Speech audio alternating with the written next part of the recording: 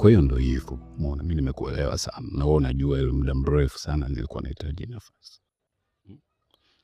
Ndio maana nimekwambia kwamba nahitaji nafasi kwa sababu niko single this time. Na wewe naupenda sana sana sana. Nikwambie tu kitu kimoja. Kama tutakuwa pamoja kiukweli, hautojutia kuhusu mahusiano kiukweli. Na kuahidi.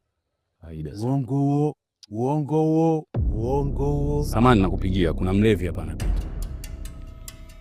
Unafanya nini sasa? Unafanya nini? Wewe muda wote unahisi ni muda wa masiara tu. Unajua mimi naongea na nani? Unajua naongea na nani? Kuna time inabidi utumie akili. Sijui umenielewa? Takuja nikuchenjie. Kwa sababu ninaongea naye wewe umjui. Alafu unaniletea pigo za kinanili. Wenzako wauna wafanye hivyo. Asi tumekaa wote maskani pamoja unakuja kuongea simu zako za kinafiki kunyu. Sasa kama kitu nilikuwa nahitaji kukushirikisha, kwa nini singezungumza pale maskani? Ukiona hivyo akikuhusu. Wauni hawaishi hivyo. Uchi za watu huko saizi ushakula bunduki, ushapia mbali. Sema iko sababu tu bongo hapo. Unachukulia na ile poa nini namna gani? Lakini kukweli umedevela.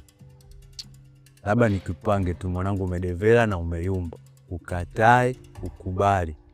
Hatuishi hivi kama wanajeshi. Huo ukolo. Nikitafuta makolo kumbe kolo uko karibu. Unaishi na wewe alafu unajikuta muuni, baridi, barafu.